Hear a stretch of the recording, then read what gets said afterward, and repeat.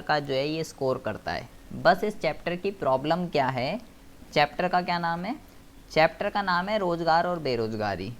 इस चैप्टर की प्रॉब्लम ये है कि यहाँ पे ना छोटे छोटे कई सारे वर्ड्स हैं जो कि आपको जो है क्या करने पड़ेंगे, जो कि आपको लर्न करने पड़ेंगे। जैसे कि ये अभी लड़की कह रही थी मैंने सपोर्ट मटेरियल खोला, उसमें एक एक लाइन में लिखे हुए हैं। तो बस इस चैप्टर के अंदर यही है, कम से कम ये समझ लीजिए आप कि 15 से 20 वर्ड हैं, 15 से 20 वर्ड जिसका मीनिंग तो आपको पता ही होना चाहिए कि वो क्या होते हैं, और एक एक लाइन के हैं, ज़्यादा कुछ नहीं। तो 15 से 20 वर्ड का अगर आपको मीनिंग पता है तो ये चैप्टर वहीं पे ख़त्म है, और कुछ है नहीं इस चैप्टर के अंदर। चैप्टर का नाम है रोजगार और बेरोजगारी। इसको आप दो अलग अलग चैप्टरों में भी विभाजित कर सकते हो। पहले हम पढ़ेंगे रोजगार के बारे में, और फिर हम पढ़ेंगे अपना फेवरेट टॉपिक बेरोजगारी के बारे में। ठीक है, देखिए जी, सबसे पहले हम बात करते हैं कि भाई श्रमिक जो है ना, श्रमिक कह लीजिए या आप इसको मज़दूर कह लीजिए, एक ही चीज़ होती है। श्रमिक या मज़दूर जो होते हैं ये कौन होते हैं भाई, ठीक है। श्रमिक या मज़दूर जो है कौन होते हैं, तो सबसे पहले हम बात करते हैं इसके अर्थ की। तो इसके अर्थ के अंदर आप लिखेंगे, कि वह व्यक्ति जो जीविका के लिए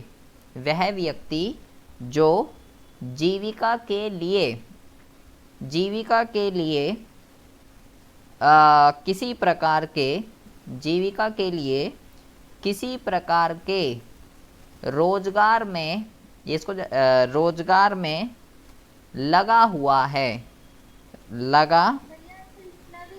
हाँ, आपको इसका मीनिंग भी पता होना चाहिए, इम्पॉर्टेंट है बेटा। इसके ऊपर आजकल एग्जाम्पल आ रहे हैं, तो इसको ज़रा ध्यान, इसमें एक एक वर्ड्स, ऐसे ही वर्ड्स हैं कई सारे जो आपको एक इसका मीनिंग बहुत ज़्यादा ध्यान से आपको समझना है। ठीक है, तो क्या कहते हैं यहाँ पे आपको क्या बोला गया कि वह व्यक्ति जो जीविका के लिए किसी प्रकार के रोजगार में लगा हुआ है। ठीक है, किसी भी काम में अगर वो बंदा लगा हुआ है तो उसको हम जो है ना क्या बोलेंगे, उसको हम जो है ना श्रमिक बोलेंगे, मजदूर बोलेंगे। ठीक है जी, यहाँ पे आपको सबसे इम्पोर्टेंट क्या ध्यान रखना है, यहाँ पे आपको सबसे इम्पोर्टेंट ये ध्यान रखना है, जीविका का मतलब क्या होता है, जीविका का मतलब होता है जीवन जीने के लिए। ठीक है, और उसने बोला किसी प्रकार के रोजगार में लगा हुआ है, तो अगर वो किसी न किसी रोजगार में लगा हुआ है तो इससे क्या होगा, इससे जो है ना यहाँ पे हम एक और लाइन लिख देते हैं जिससे कि आपको अच्छे से समझ में आए। यहाँ पे हम लिखते हैं कि वह किसी ऐसी उत्पादन संबंधी क्रिया में लगा हुआ है, जिसके द्वारा क्या हो रहा है, जिसके द्वारा अर्थव्यवस्था में वस्तुओं व सेवाओं, जिसके द्वारा अर्थव्यवस्था में वस्तुओं और सेवाओं का प्रवाह होता है। बहुत ज़्यादा ध्यान से सुनेंगे। क्या बोला उसने बोला कि भाई कोई भी ऐसा बंदा या कोई भी ऐसी बंदी जो जीविका के लिए, जीविका मतलब होता है जीवन जीने के लिए, रोजी रोटी कमाने के लिए। ठीक है, जीविका का मतलब रोजी रोटी भी होता है और जीवन जीना भी होता है। कोई भी ऐसा बंदा या कोई भी ऐसी बंदी जो अपना जीवन जीने के लिए किसी प्रकार के किस में लगी हुई है, रोजगार में लगी हुई है। ठीक है, काम धंधे में लगी हुई है। आप ध्यान से सुनिएगा, वो काम उसका अपना खुद का भी हो सकता है, मतलब खुद का बिजनेस भी हो सकता है, और वो हो सकता है कि किसी के अंडर में काम कर रहा हो, जैसे नौकरी करते हैं हम, काम खुद का भी हो सकता है और हम किसी दूसरे के अंडर में भी काम कर सकते हैं। काम कैसा भी हो, वो किसी ना किसी काम में लगा हुआ है, ठीक है। और क्या लिखा हुआ है, अब जब काम में लगा हुआ है तो बेटा जब हम कहीं काम करते हैं, चाहे हमारा खुद का काम हो, चाहे हम किसी के दूसरे के अंडर में काम कर रहे हो, तो उससे क्या होता है, वो किसी ऐसी उत्पादन संबंधी क्रिया में लगा हुआ है, वो किसी ऐसी उत्पादन संबंधी क्रिया में लगा हुआ है जिससे क्या होगा, जिससे अर्थव्यवस्था के अंदर जो है ना, वस्तु और सेवा का क्या होगा, प्रवाह होगा। इसका मतलब क्या है, वस्तुओं और सेवाओं का उत्पादन होगा। मतलब बंदे किसी ना किसी काम धंधे में लगे हुए हैं, वो काम करेंगे तो वस्तुओं और सेवाओं की प्रोडक्शन होगी, और जब वस्तुओं और सेवाओं की प्रोडक्शन होगी तो एक साल के अंदर अंदर कितनी वस्तु और कितनी सेवा का उत्पादन हुआ, जब हम उसको योग कर देते हैं तो भाई हमको समझ में आ जाता है कि हमारी जीडीपी कितनी है। बेटा वस्तु और सेवा दोनों बोला उसने, सबसे पहली बात तो आपको ये ध्यान रखनी है। जैसे कि मैं अभी आपको पढ़ा रहा हूँ, पहले तो आपको वस्तु और सेवा का मतलब पता होना चाहिए। वस्तुओं को देख सकते हैं, वस्तुएं भौतिक होती हैं, सेवाएं अभौतिक होती हैं, सेवाओं को नहीं देख सकते। डॉक्टर, टीचर, एडवोकेट, ये सब सेवाओं के एग्जाम्पल होते हैं, और हर वो चीज़ जिसको आप देख सकते हो, छू सकते हो, वो वस्तु होती है। अभी मैं आपको पढ़ा रहा हूँ, ठीक है, मैं अपनी सर्विस दे रहा हूँ, तो ये आपको दिख नहीं रही है, मेरी बात नहीं हो रही है, मेरी सर्विस की बात हो रही है। टीचर द्वारा जो मैं पढ़ा रहा हूँ आपको, वो सर्विस दिखाई नहीं दे रही है। तो आप, क्या मैं श्रमिक माना जाऊंगा, मजदूर माना जाऊंगा? हाँ, मैं श्रमिक माना जाऊंगा, क्योंकि मैं जीविका के लिए, रोजी रोटी कमाने के लिए किसी न किसी रोजगार में लगा हूं, मेरा खुद का काम है, ठीक है, और मैं उत्पादन कर रहा हूं। किस चीज का उत्पादन हो रहा है? सेवा का उत्पादन हो रहा है। तो भाई हर वो बंदा जो कि जीविका के लिए किसी न किसी रोजगार में लगा हुआ है, वो क्या कहलाएगा? वो श्रमिक कहलाएगा। जैसे कि मैं आपको एक एग्जांपल देता हूँ। मान लीजिए जैसे गुरुद्वारे वगैरह में आपने देखा होगा, बहुत सारे लोग जो होते हैं अपनी मनमर्जी से काम करते हैं। अगर आप कभी गए हो बंगला साहब वगैरह कहीं भी, अपने मन से फ्री ऑफ कॉस्ट काम करते हैं, से अपनी सर्विस देते हैं, जूते पॉलिश करना या बहुत सारे काम होते हैं, सेवा करते हैं। क्या वो श्रमिक माना जाएगा? वो श्रमिक नहीं माना जाएगा। क्यों नहीं माना जाएगा? वो सेवा प्रोड्यूस कर रहा है, लेकिन वो बेटा जीविका के लिए, वो जीविका के लिए नहीं कर रहा, वो उत्पादन संबंधी क्रिया में नहीं लगा हुआ, वो श्रमिक नहीं माना जाएगा। तो ये बातें आपको ध्यान में रखनी है। पहली बात, हाँ जी,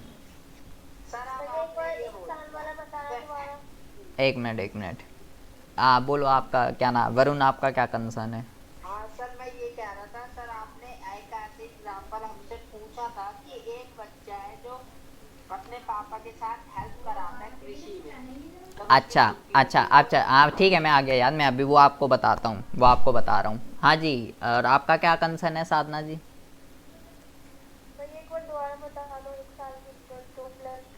अरे बेटा, जीडीपी का मतलब क्या होता है? जीडीपी का मतलब, जीडीपी नहीं समझना आपको, जीडीपी तो नॉर्मल चीज़ है।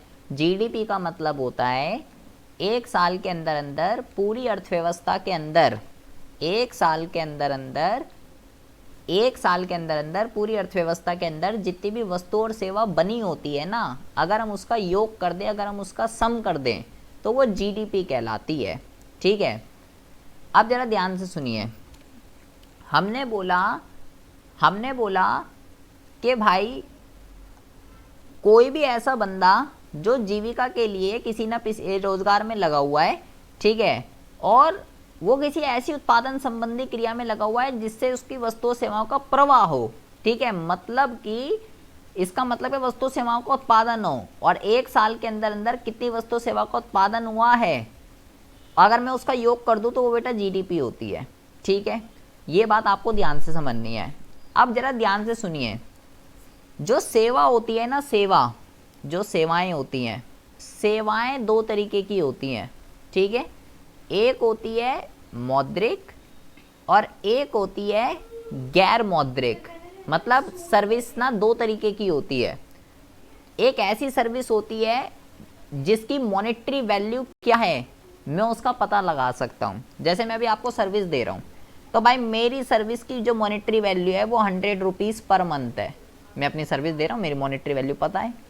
लेकिन कई सारी सर्विसेज ऐसी होती हैं जो रोज़ प्रोड्यूस हो रही हैं, लेकिन उनका मौद्रिक मूल्य क्या है नहीं पता।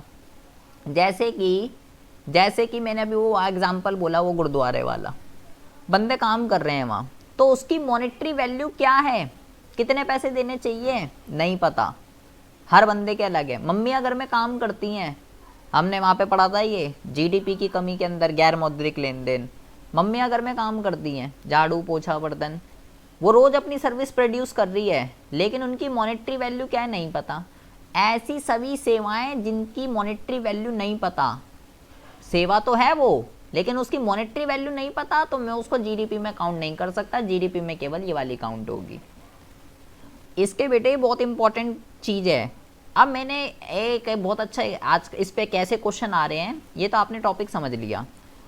ऐसे क्वेश्चन आ रहा है कि भाई वरुण जो है ना, वरुण एक लड़का है, ठीक है, लड़का ही है, वरुण एक लड़का है, और वो जो है ना, और वो स्कूल के बाद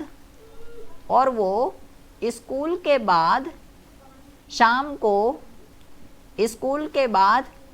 को अपने पापा के साथ कृषि में हाथ बटाता है। मतलब पहले स्कूल जाता है सुबह से दोपहर, और फिर घर आ जाता है, और फिर शाम को क्या करता है, अपने खाली समय में अपने पापा के साथ, उसके पापा कृषि करते हैं, तो भाई उसके पापा कृषि करते हैं तो वो भी हाथ बटा देता है। तो वो बोल रहा है कि क्या वरुण मजदूर लिख देते हैं हम यहाँ पे, या श्रमिक लिख देते हैं, माना जाएगा, ये आपसे बोल रहा है वो, क्या वो माना जाए? अब ये बोल रहा है नहीं, लेकिन इसका आंसर है हाँ, वो माना जाएगा। क्यों माना जाएगा? अब जरा ध्यान से सुनिए, वो माना जाएगा क्यों?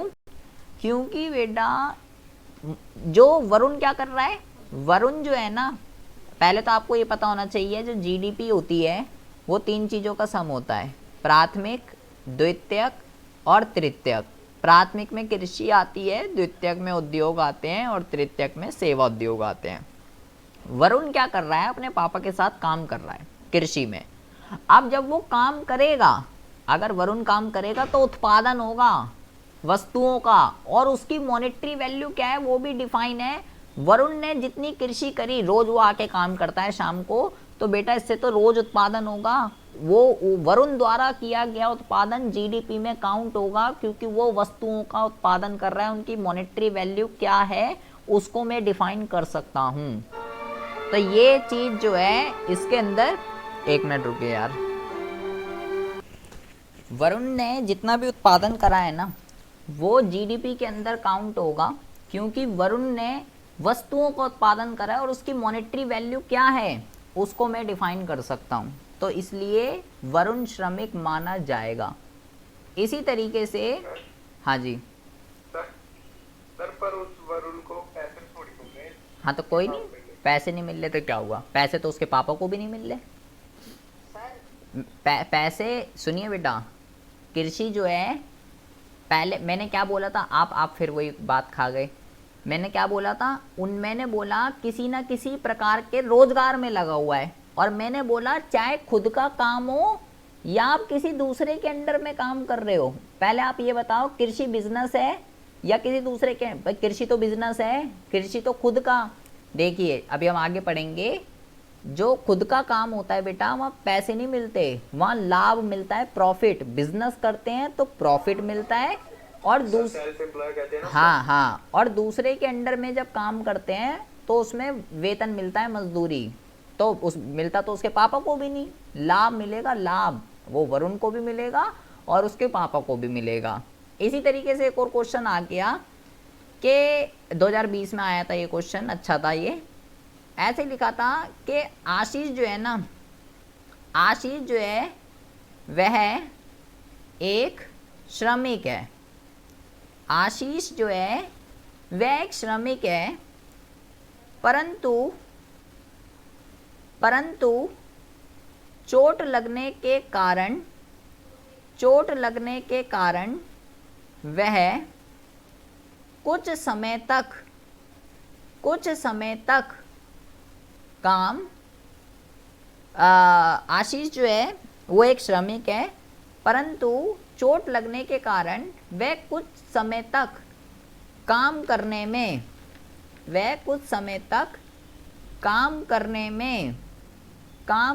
में असमर्थ है। तो फिर वो पूछ रहा है कि क्या आशीष श्रमिक माना जाएगा? आशीष क्या चोट लग गई? नहीं, अब नहीं है। अब नहीं है। अच्छा, आज काम कर रहा था, आते टाइम गाड़ी वाले ने ठोक दिया और भाई साहब वरुण आशीष जो है 5 दिन के लिए चोट लग गई, छठे दिन से काम पे जाएगा वो आशीष? नहीं माना जाएगा। माना तो जाएगा, बुखार हो गया इसको, चलो तबीयत खराब हो गई, कुछ भी हो गया, माना जाएगा भाई। ऐसा नहीं है कि वो नहीं है, माना जाएगा वो श्रमिक। अभी हम श्रमिकों के टाइप पर, तो वो करेगा ना मजदूरी। हाँ जी, ऐसा थोड़ी वो परमानेंटली वो हो गया, माना जाएगा। ऐसे क्वेश्चन इसमें आजकल बहुत आ रहे हैं, तो ये इम्पॉर्टेंट है, इसको ज़रा ध्यान से समझिएगा। अभी आपको और भी समझ में आएगा। अभी सिर्फ आपने ये पढ़ा है कि श्रमिक क्या होता है। अब ज़रा ध्यान से समझिए। अब हमें पढ़ना है कि जो श्रमिक होते हैं, जो मज़दूर होते हैं, वो कितने तरीके के होते हैं। ये बहुत इंपॉर्टेंट है। 1 नंबर का सारे जो यहाँ पे हम जितने भी वर्ड पढ़ेंगे सब 1-1 नंबर के से इंपॉर्टेंट है। जो 3 का आएगा वो मैं आपको बता दूंगा। मजदूर कितने तरीके के होते हैं? मैंने बोला काम खुद, हाँ जी, 3 नंबर का, 3 नंबर का ये चैप्टर है। मैंने बोला काम खुद का भी हो सकता है और हम दूसरों के अंडर में भी काम कर सकते हैं। तो उस टाइप उसको लेके चले हम, तो मज़दूर तो 2 कैटेगरी के हो जाएंगे। पहले जो कैटेगरी के मज़दूर होते हैं वो होते हैं स्वनियोजित मज़दूर, और दूसरे जो मज़दूर होते हैं वो होते हैं भाड़े के मज़दूर। पहले हम बात करते हैं स्वनियोजित मज़दूर कौन से होते हैं। तो आप यहाँ पे लिखेंगे, है जी, दुकानदार, हाँ जी, हाँ जी, आप यहाँ पे लिखेंगे कि वह लोग जो अपना व्यापार करते हैं, वह लोग जो अपना व्यापार कह लो या व्यवसाय कह लो, कुछ भी कह सकते हो, वह लोग जो अपना व्यापार और व्यवसाय करते हैं, ठीक है, इन्हें क्या मिलता है? इन्हें आपको ये ध्यान रखना है, जैसे इस लड़के ने अभी बोला, इन्हें क्या कहते हैं, पुरस्कार के रूप में लाभ मिलता है। पुरस्कार का मतलब क्या होता है? पुरस्कार का मतलब होता है मैं काम करूंगा तो बदले में क्या मिलेगा? रिवॉर्ड। तो रिवॉर्ड मिलेगा प्रॉफिट, क्योंकि अपना काम है, आप बिजनेस कर रहे हो। आप जब बिजनेस करते हो तो आप किसी को, अगर आपका खुद का बिजनेस है तो आप ये थोड़ी बोलोगे मुझे इतनी सैलरी मिल रही है, अबे इतना प्रॉफिट कमा रहा हूँ मैं, यही तो निकलेगा मुंह से। भाड़े के मजदूर कौन से होते हैं? भाड़े के मजदूर वो होते हैं वह लोग जो दूसरों के लिए क्या करते हैं?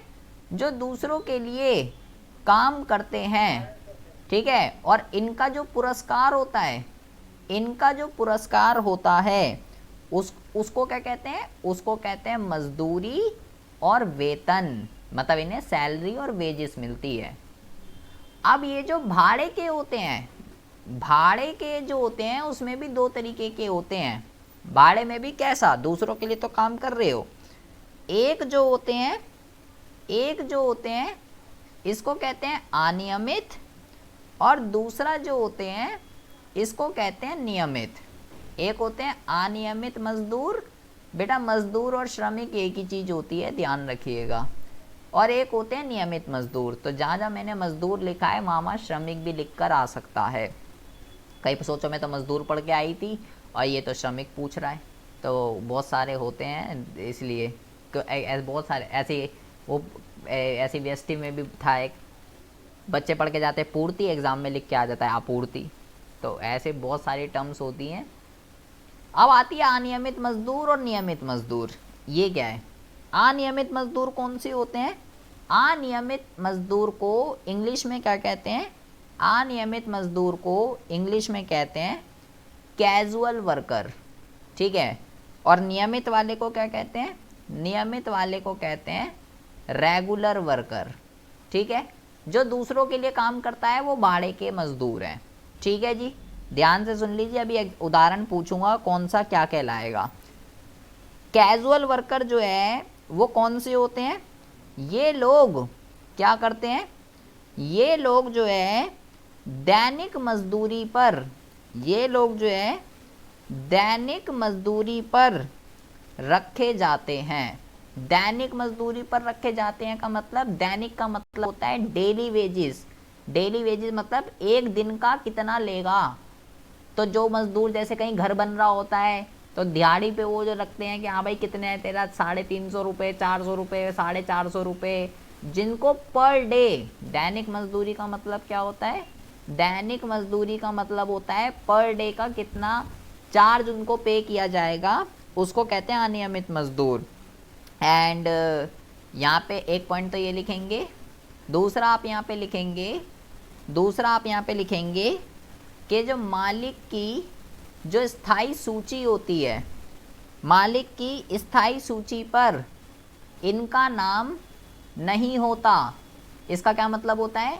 स्थायी सूची मतलब कि ये मेरे फिक्स लेबर नहीं है भाई, ये मेरे फिक्स लेबर नहीं है, इनको रोज लेबर बदलेगी। आज कोई बंदा और आएगा, परसों किसी को परसों किसी और को रखूँगा, तरसों किसी और को रखूँगा। और इनको जो है ना सामाजिक सुरक्षा के लाभ, इनको जो है सामाजिक सुरक्षा के लाभ नहीं मिलते। अब क्वेश्चन ये होता क्या है? इसके अंदर जो टर्म आती है इसको कहते हैं पीएफ, पेंशन, ग्रेजुएटी। तो ये सब चीज़ें क्या होती हैं ये अभी हम आगे पढ़ेंगे, अभी फ़िलहाल हमारा इससे कोई लेना देना नहीं है। आपको बस एक चीज़ ध्यान रखनी है, सामाजिक सुरक्षा लाभ के अंदर पीएफ, पेंशन, ग्रेजुएटी ये सब चीज़ें आती हैं। पीएफ क्या होता है ये हम नेशनल इनकम वाले चैप्टर में भी पढ़ चुके हैं। यहाँ पे उल्टा कर दीजिए, रेगुलर वर्कर कौन होते हैं भाई? रेगुलर वर्कर वो होते हैं जो कि दैनिक मजदूरी पर नहीं, मतलब मासिक मजदूरी पे, मासिक लिख दीजिए। मासिक का मतलब क्या होता है? मंथली, ठीक है।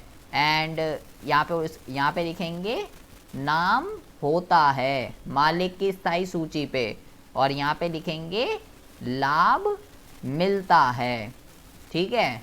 हाँ जी बोलिए। सर मैं ये कह रहा था नियमित लिख दो, नियमित अच्छा है। क्या लिख दूँ? नियमित। हाँ तो नियमित तो लिखा है सर वो जो मासिक की नियमित मजदूरी पर ऐसे लिख सकते हैं। अच्छा अच्छा, तो ये भी लिख सकते हो, चलो नियमित लिख दो। जो नियमित मजदूरी पर क्या करते हैं? जो नियमित मजदूरी पर कार्य करते हैं। तो मैं कुछ उदाहरण पूछता हूँ, आप मुझे बताइए कि ये किसका उदाहरण है। यश जी, आवाज़ आ रही है आपको? हाँ जी आवाज़ आ रही है। यस सर बताइए। हमने मजदूरों के टाइप पढ़े हैं, स्वनियोजित, भाड़े के मजदूर, और भाड़े में भी 2 हैं। तो आप ये बताइए मुझे किस कैटेगरी में रखेंगे? भाड़े में रखोगे या स्वनियोजित में रखोगे, और भाड़े में भी रखोगे तो अनियमित में रखोगे या नियमित में रखोगे? मैं कौन सी कैटेगरी का मजदूर हूँ? सर स्वनियोजित में आ गया स्वनियोजित में। और क्यों आऊँगा? सर, क्योंकि हम अपना ऊपर बात करने लगे। हमने अभी जो है भाई मजदूरों के प्रकार पढ़े, जिसमें मैंने आपको बोला स्वनियोजित मजदूर होते हैं, भाड़े के मजदूर होते हैं, और भाड़े में भी 2 तरीके के हैं, एक है नियमित और एक है अनियमित। अब ज़रा एक बहुत ही ज़्यादा ध्यान से एक मुद्दे की बात सुनेंगे, एक बहुत ही इम्पॉर्टेंट टर्म है, ठीक है। यहाँ पे मैंने कौन सा समझाया है आपको? यहाँ पे मैंने आपको समझाया है अनियमित, और यहाँ पे मैंने आपको कौन सा समझाया है? यहाँ पर मैंने आपको समझाया है नियमित, ठीक है। अब ज़रा बहुत ही ज़्यादा ध्यान से सुनेंगे। होता क्या है, जब एक होते हैं नियमित मजदूर, एक होते हैं अनियमित मजदूर।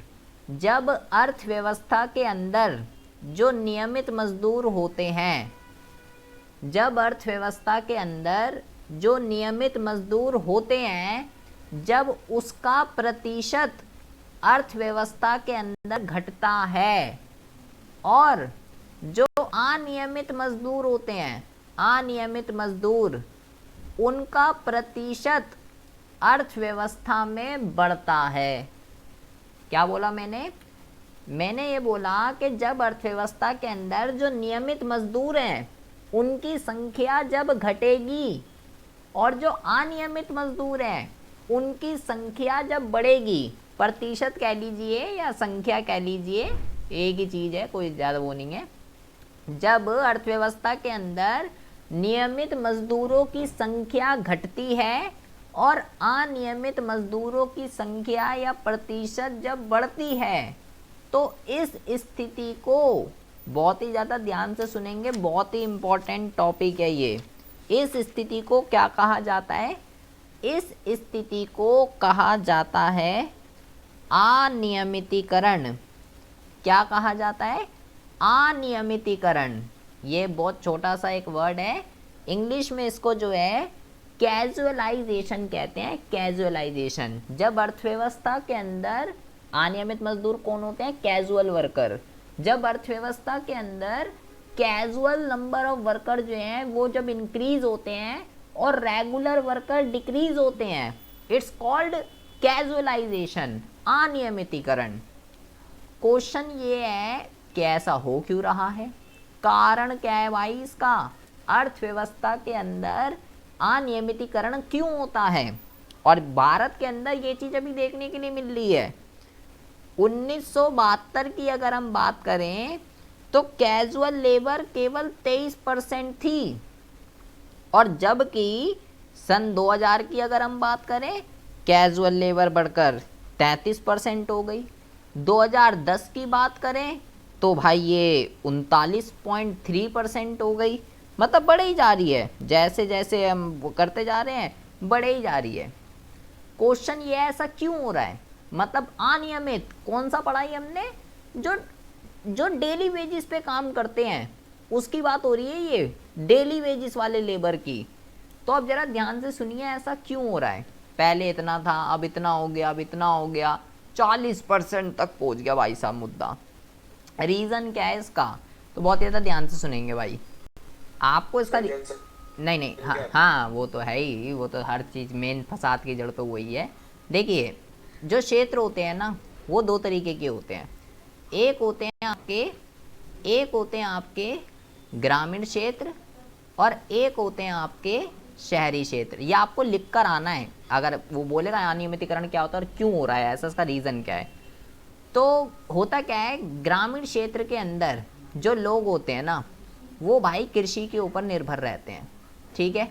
एंड क्योंकि उनके पास रोजगार का कोई दूसरा विकल्प नहीं होता, तो भाई एक परिवार के अंदर अगर 10 लोग होते हैं ना तो 10 के 10 लोग उसी खेत के अंदर काम कर रहे होते हैं।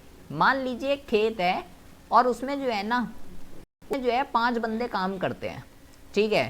5 के 5 बंदे मिलके 10 टन का उत्पादन कर रहे हैं। अगर मैं इसमें से 2 को हटा दूं, केवल 3 रह जाएं, तो भाई वैसे तो कायदे में तो उत्पादन कम होना चाहिए, लेकिन ये 3 भी 10 टन का उत्पादन कर रहे हैं। मतलब कि ये जो 2 बंदे हैं ना, ये मुझे तो लिख रहा है ये काम कर रहे हैं, लेकिन अगर इनको काम से हटा दिया जाए ना तो भी उत्पादन पे कोई फर्क नहीं पड़ रहा।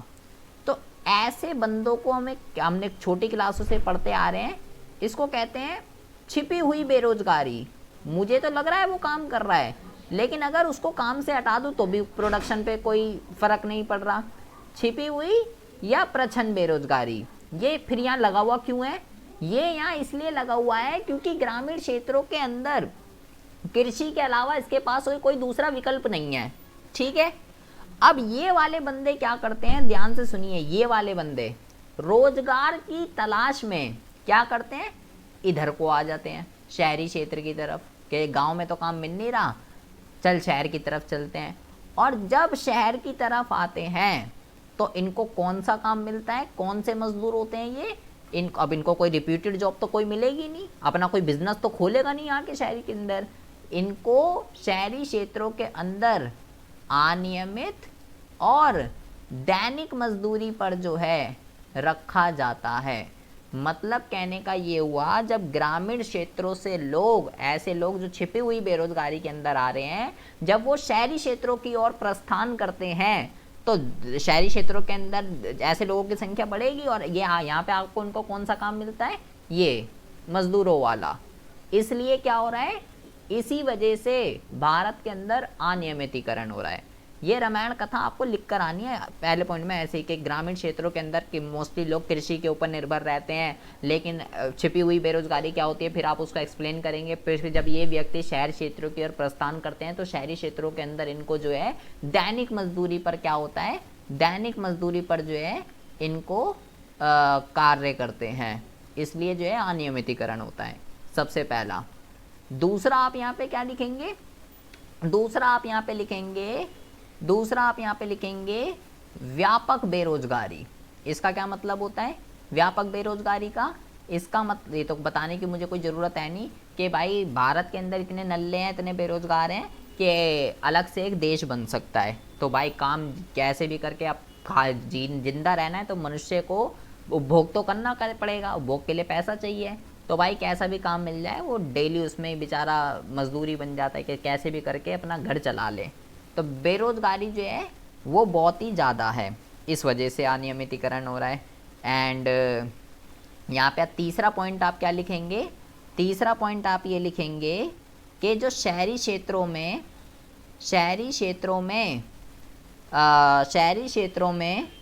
कुशल श्रमिकों, शहरी क्षेत्रों में कुशल श्रमिकों को भी नियमित नौकरियां प्राप्त ना होना। इसका मतलब क्या हुआ, वो तो हमने गांव की बोली भाई कि गांव से लोग शहर की ओर प्रस्थान कर रहे हैं, चल ठीक है उनको काम नहीं मिल रहा, नल्ले हैं, तो यहाँ क्या इनको ये मिल रहा है कैजुअल वर्कर।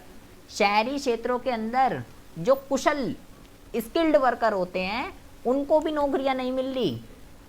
आप जैसे आपके कई आसपास आपने सुना होगा, बहुत से बंदे ऐसे मिलते हैं, कहते भाई डेटा एंट्री की जॉब दिला दे, डेटा एंट्री की जॉब दिला दे, मतलब कि मैं टाइपिंग वगैरह कर लूँगा, टाइप कर दूंगा पेज। तो वो भी क्या है, ये एक दिन के अंदर जितने पेज टाइप करे पर पेज के हिसाब से पैसे मिलते हैं।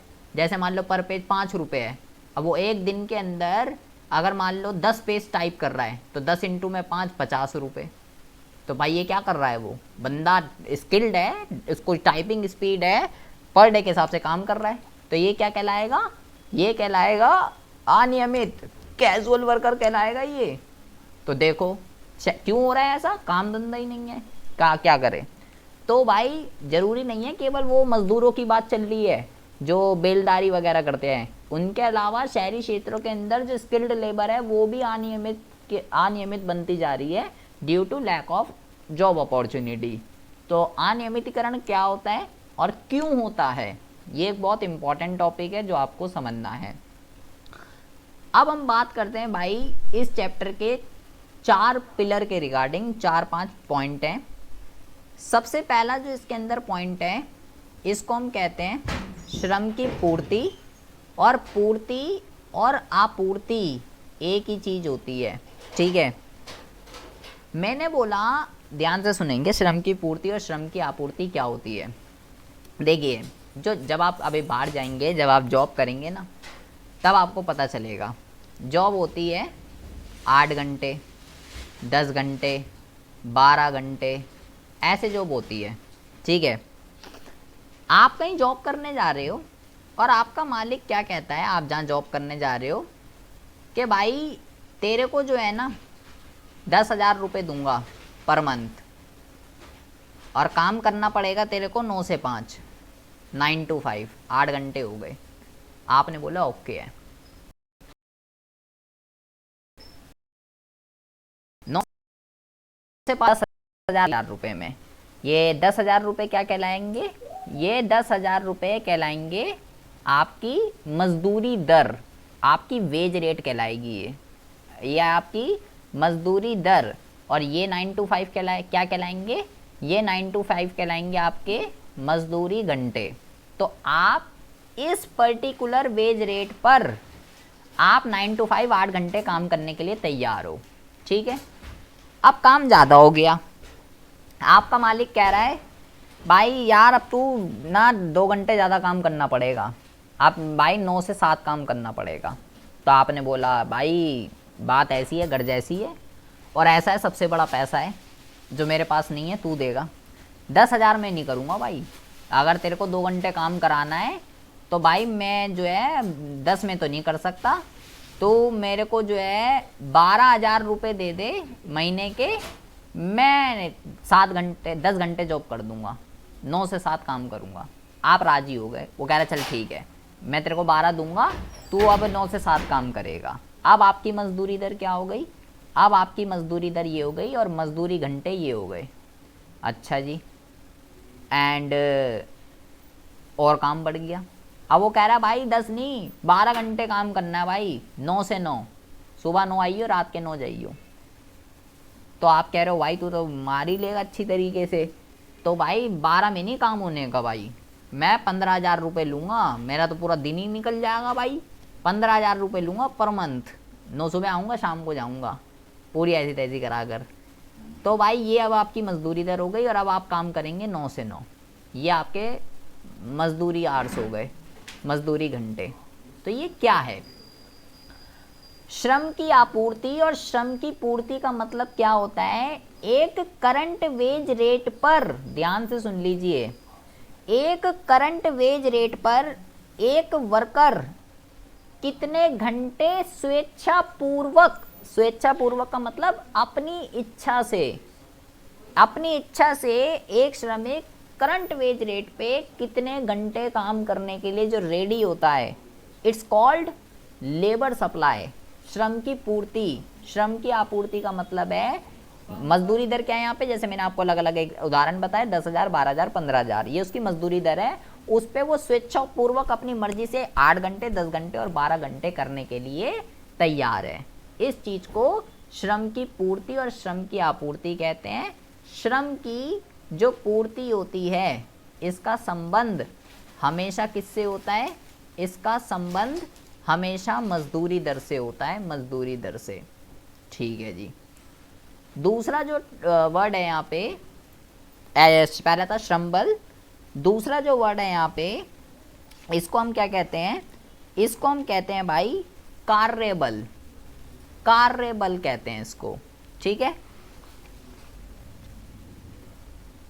अभी हमने श्रम की पूर्ति पढ़ी है, ठीक है, अभी पहले आप पढ़िए श्रम, कार्यबल नहीं, पहले आप ये वाला पढ़िए।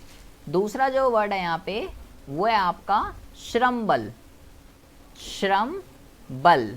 श्रम बल क्या होता है, देखिए बहुत ही ज़्यादा ध्यान से सुनेंगे, श्रम बल क्या होता है। श्रम बल का मतलब होता है वो सभी बंदे जो रोजगार में लगे हुए हैं, और वो सभी बंदे जो रोजगार की तलाश कर रहे हैं परंतु उनको रोजगार नहीं मिल रहा है।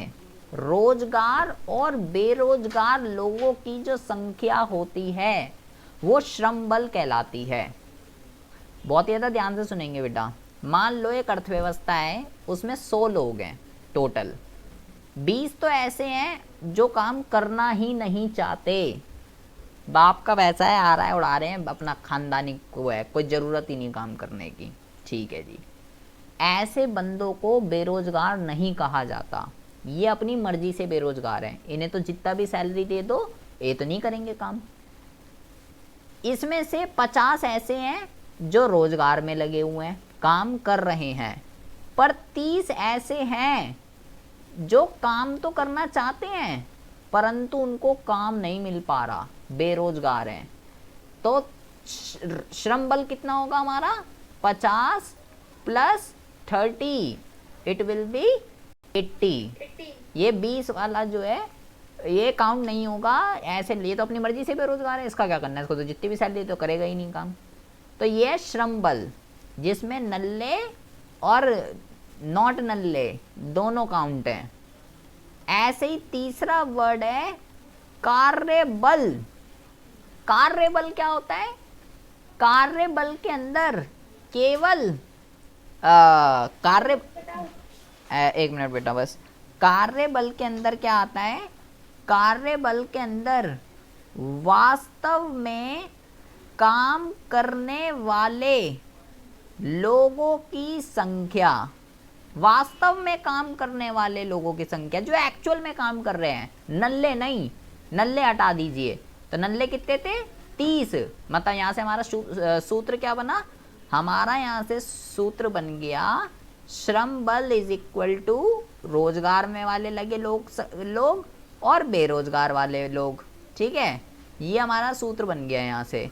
तो अब मुझे नल्ले हटा देने हैं, अगर मैं इसमें से हटाना चाहूँ नल्लों को, तो क्या बनेगा हमारा फॉर्मूला, हमारा फॉर्मूला ये बन जाएगा कि भाई, हमारा फॉर्मूला ये बन जाएगा कार्य बल इज इक्वल टू, ध्यान से सुनेंगे, कार्य बल इज इक्वल टू श्रम बल, टोटल जो श्रम बल है ना उसमें से क्या कर दीजिए, उसमें से जो है ना बेरोजगार लोगों को हटा दीजिए।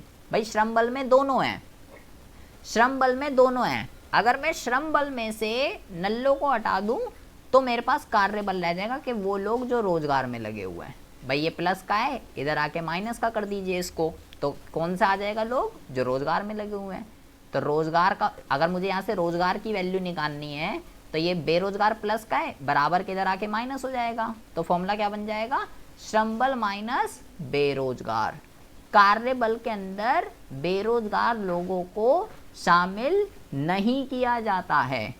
और अगर बेरोजगार निकालने हो बेटा, यहाँ से अगर बेरोजगार निकालने हो तो बेरोजगार वाले कैसे निकलेंगे, बेरोजगार वाले निकलेंगे, बेरोजगार इज इक्वल टू श्रम बल माइनस ये जो रोजगार में लोग लगे हुए हैं, ये जो रोजगार में लोग लगे हुए हैं, रोजगार भी कह सकते हो और इसको कार्य बल भी कह सकते हो, क्योंकि ये तो एक्चुअल में काम कर रहे हैं। तो मैं इसको ये भी लिख सकता हूँ श्रम बल माइनस कार्य बल, क्योंकि कार्य बल जो है वो तो रोजगार में लगे हुए हैं ना, ये मुझे इसकी वैल्यू निकालनी है, जिसकी भी वैल्यू निकालनी होती है उसको एक तरफ रखते हैं, इसके पास प्लस का साइन है, जिसके पास कुछ नहीं होता प्लस का साइन होता है, तो ये इधर आकर माइनस में हो जाएगा। तो श्रम बल माइनस रोजगार, और रोजगार वालों को ही तो कार्य बल कहते हैं। तो बेरोजगार लोगों की अगर संख्या निकालनी है तो क्या लगेगा, क्या बन गया फॉर्मूला, श्रम बल माइनस कार्य बल। ये जो है ना मेन है, ये मेन है आपका। श्रम बल इज इक्वल टू, आप ये भी कह सकते हो बेटा इसको, श्रम बल इज इक्वल टू कार्य बल और प्लस बेरोजगार, ये भी लिख सकते हो आप इसको, क्योंकि कार्य बल के अंदर वो लोग हैं जो रोजगार में लगे हुए हैं और बेरोजगार के अंदर जो रोजगार में नहीं लगे हुए। तो अगर मैं दोनों का जोड़ कर दूंगी तो श्रम बल आ जाएगा, ये कार्य बल को आप रोजगार भी लिख सकते हो। तो बेटा ये जो तीनों वर्ड आपने पढ़े हैं ये इस चैप्टर के पिलर हैं, श्रम की पूर्ति, श्रम बल, कार्य बल, ठीक है। और कैसे निकले टर्म ये आपको समझा। अगला जो टर्म है यहाँ पे ऐसे, एक मिनट बेटा, 6 बोलो, आप बोलो।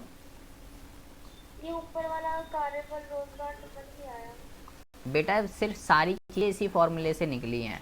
मैंने बोला श्रम बल के अंदर, ये नहीं जो अभी यहाँ पे कार्य बल इक्वल टू श्रम बल माइनस ये वाला, हाँ ये लिखा हुआ है यहाँ पे फॉर्मूला, ये यहाँ फॉर्मूला लिखा हुआ है, श्रम बल इज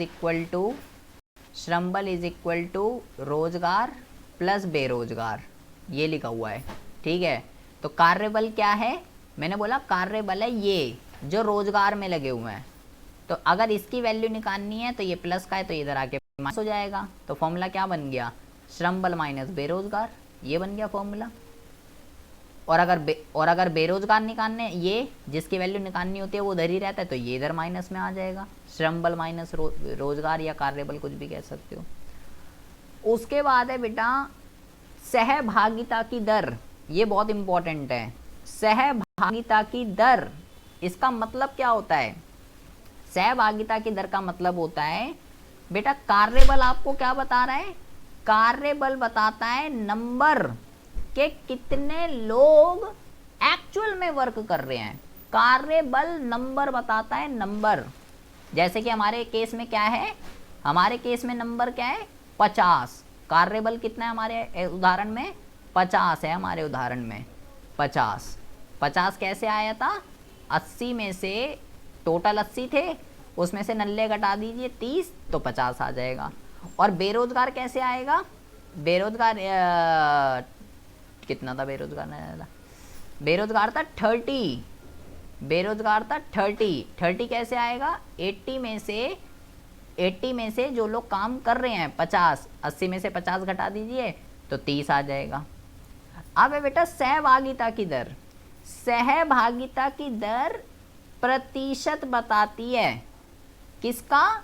जो लोग एक्चुअल में काम कर रहे हैं। कार्यबल नंबर बताता है और सहभागिता की दर प्रतिशत बताती है।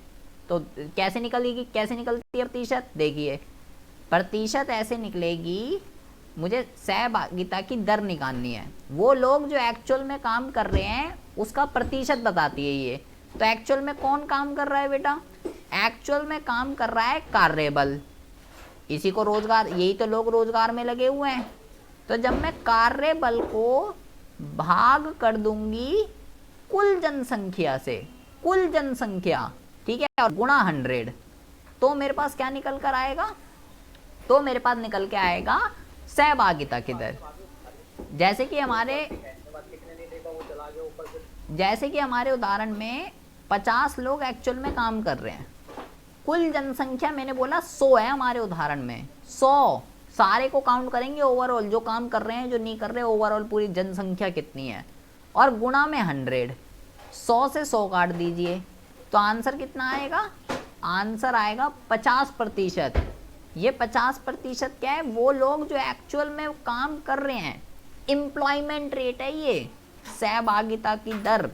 इसको आप वैसे तो इंग्लिश में पार्टिसिपेशन रेट कहते हैं, ठीक है, सहभागिता की दर भी आप इसको कह सकते हो, और बेटा आप इसको जो है रोजगार की दर भी कह सकते हो, वर्किंग पॉपुलेशन रेट भी कह सकते हो आप इसको।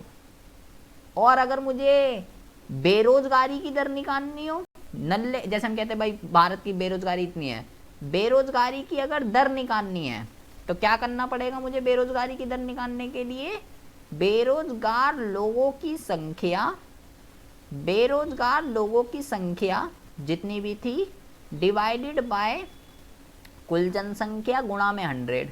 तो कितनी थी हमारे? वो वाले नहीं जो काम नहीं करना चाहते, जो ढूंढ रहे थे काम। तो काम कितने लोग ढूंढ रहे थे हमारे उदाहरण में? 30। तो 30 लोग हैं हमारे उसमें, 30 अपॉन में 100 गुणा में 100, 100 से 100 काट देंगे तो 30% आ जाएगी अनएम्प्लॉयमेंट रेट। ये अनएम्प्लॉयमेंट रेट है।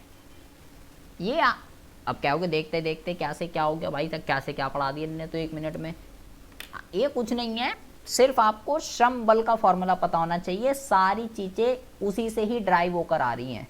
श्रम बल से ही कार्यबल आया है, कार्यबल से ही सहभागिता आई है, मजदूरी दर, नल्ले नल्ले वेल्ले सब उसी से ही आए हैं। एक वही मेन फॉर्मूला है। कार्यबल को ही रोजगार कहते हैं, बस ये बात ध्यान रखिएगा। सारे फॉर्मूले ऑटोमेटिकली सब ड्राइव होते रहेंगे। पहला वर्ड था श्रम की पूर्ति, दूसरा वर्ड था श्रम बल, तीसरा वर्ड था कार्यबल, चौथा वर्ड था सहभागिता की दर, ठीक है, और पांचवा वर्ड था अनियमितीकरण। ऐसे ही तो बेरोजगारी रह गया। बेरोजगारी वो तो वो वर्ड नहीं है, वो आएगा नहीं। ऐसे ही अब एक वर्ड है बेटा, इसको कहते हैं व्यावसायिक ढांचा। व्यावसायिक ढांचा ये बहुत इंपॉर्टेंट है, ये ना 1 नंबर में बहुत बारी पूछा जाता है। व्यावसायिक ढांचे का स्ट्रक्चर कहते हैं इसको इंग्लिश में। नहीं, इसको इंफ्रास्ट्रक्चर नहीं कहते, वो आधारिक संरचना होती है। इसको कहते हैं ऑक्यूपेशनल स्ट्रक्चर। हाँ, तो ये क्या दिक्कत परेशानी है भाई? आप यहाँ पे लिखेंगे इसका अभिप्राय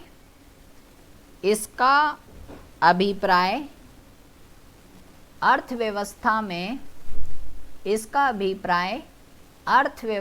में कार्यबल के वितरण से है। ये इसका अर्थ है जी 1 नंबर में। अब ये क्या कह रहा है भाई, समझ ही नहीं आ रहा। पता है मेरे को ऊपर से ही जा रहा होगा पूरा का पूरा। पहले तो आपको ये पता होना चाहिए कार्यबल। तो ये तो मुझे बात समझ में आ गई, तो मैं ऊपर अभी पूरी खिचड़ी पढ़ के आया इसका, कि वो लोग जो एक्चुअल में काम कर रहे हैं, जो वर्किंग है, वो है कार्यबल। अच्छा, वितरण का मतलब क्या होता है? वितरण का मतलब होता है डिस्ट्रीब्यूशन। तो भाई एक अर्थव्यवस्था के अंदर जो क्षेत्र होते हैं ना, वो 3 तरीके के होते हैं, प्राथमिक क्षेत्र, द्वितीयक क्षेत्र और तृतीयक क्षेत्र। ठीक है, तो कितने % लोग प्राथमिक में काम कर रहे हैं, कितने % लोग, भाई कार्यबल क्या है? जो काम कर रहे हैं। और काम कहाँ कर रहे हैं? प्राइमरी में, सेकेंडरी में या सर्विस में? प्राइमरी में कितने % काम कर रहे हैं, सर्विस में कितने % काम कर रहे हैं, एंड सेकेंडरी में कितने %? ये मैंने अपने ऐसे ही लिख दिया है, इमेजिनरी है। ठीक है, तो भाई पॉपुलेशन का, पॉपुलेशन नहीं, कार्यबल का कितना कितना % प्राथमिक में, कितना द्वितीयक में, कितना तृतीयक में काम कर रहा है, इट्स कॉल्ड ऑक्यूपेशनल स्ट्रक्चर। इसको व्यवसायिक ढांचा कहते हैं। ये एक नंबर के बहुत इंपॉर्टेंट टर्म है जो आपको समझनी है। लास्ट टर्म है ये, उसके बाद हम नहीं पढ़ेंगे। लास्ट है ये, लेकिन बहुत ज़्यादा इंपॉर्टेंट है। इसको कहते हैं नौकरी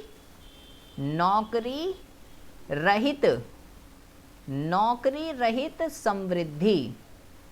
नौकरी रहित समृद्धि जो है, ये क्या होती है? देखिए, जो जीडीपी है ना, जीडीपी वो 2 तरीके से बढ़ सकती है। या तो नए नए उद्योग लगाकर, जीडीपी क्या होती है वो भी हम ऊपर पढ़ के आए बेटा। एक साल के अंदर अंदर पूरे देश अर्थव्यवस्था के अंदर कितनी वस्तु सेवाओं का उत्पादन हुआ, तो नए नए उद्योग लगाकर भी बढ़ सकती है। ठीक है, और नई तकनीक से भी बढ़ सकती है, टेक्नोलॉजी से भी। जीडीपी हम 2 तरीके से बढ़ा सकते हैं। नई तकनीक का मतलब होता है नई नई मशीनें लगाकर, और नए उद्योग का मतलब बताने की कोई ज़रूरत नहीं है, नई नई इंडस्ट्री खुलकर। अगर नए नए उद्योग खुलेंगे तो बेटा इससे रोज़गार बढ़ेगा। अगर नई तकनीक आएगी तो इससे तो रोज़गार घट जाएगा। एडवांस आप मशीनें लेकर आओ, मशीन तो साली 10 लोगों का काम अकेले कर देती है, तो इससे रोज़गार और घट जाएगा। अगर रोज़गार बढ़ेगा, लोग काम धंधा करेंगे, तो इससे क्या होगा बेटा? इससे सहभागिता की जो दर है वो बढ़ेगी। क्योंकि अभी मैं ऊपर आपको क्या पढ़ा के आया? सहभागिता की दर का मतलब क्या है? कार्यबल नंबर बताता है और सहभागिता की दर प्रतिशत बताती है, वो लोग जो एक्चुअल में काम कर रहे हैं। तो जब नई नई इंडस्ट्री खुलेगी तो रोजगार बढ़ेगा, लोग काम धंधा करेंगे, कार्यबल भी बढ़ेगा, सहभागिता की दर भी बढ़ेगी, और भाई साहब कार्यबल भी बढ़ेगा, दोनों बढ़ेंगे। और ये क्या करेगा? ये तो उल्टा क्या कर देगा? उल्टा गिरा देगा ये तो दोनों चीज़ों को। ये क्या करेगा? ये सहभागिता और कार्यबल इन दोनों को गिरा देगा। जब लोगों को काम धंधा मिलेगा तो बेटा इससे उनके पास पैसे आएंगे, एंड पैसे आएंगे, डिमांड करेंगे, खाएंगे पिएंगे, बीवी बच्चों को मज़े दिलाएंगे। तो निर्धनता कैसे लिखते हैं सारा? निर्धनता इससे क्या हो जाएगा? निर्धनता जो है कम होगी। यहाँ क्या होगा?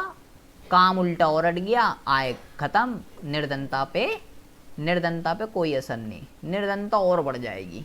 पैसा ही नहीं आ रहा, नौकरी अट गई, कंप्यूटर आ गया था जैसे कि मान लीजिए, लोगों के काम धंधे चले गए, लेकिन इसका रिजल्ट जीडीपी बढ़ेगी और इसका भी रिजल्ट जीडीपी बढ़ेगी। आप नई टेक्नोलॉजी लेकर आए, रिजल्ट दोनों का सेम है। ये क्या है? ये रिजल्ट है, ये परिणाम है।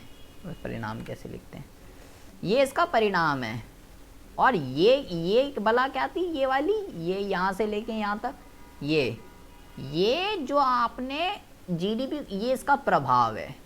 जीडीपी को बढ़ाने के लिए आपने किया क्या? आपके पास ऑल्टरनेटिव 1 है, नए उद्योग लगा दे। ऑल्टरनेटिव 2 है, नई टेक्नोलॉजी लिया। तो भाई अगर आप ध्यान से सुनेंगे, इसको इंग्लिश में क्या कहते हैं? इसको इंग्लिश में कहते हैं जॉबलेस ग्रोथ। तो अगर आपको ये मुद्दा समझ में आ गया, अगर आपको ये मुद्दा समझ में आ गया कि मैंने क्या बात बताई है, जॉबलेस ग्रोथ का मतलब होता है जॉब नहीं है, लेकिन ग्रोथ हो रही है, जीडीपी बढ़ रही है। तो यस जी, इसमें से कौन सा मेथड होगा ऐसा? मेथड 1 होगा या मेथड 2 होगा वो वाला? जॉब नहीं है, कौन सा?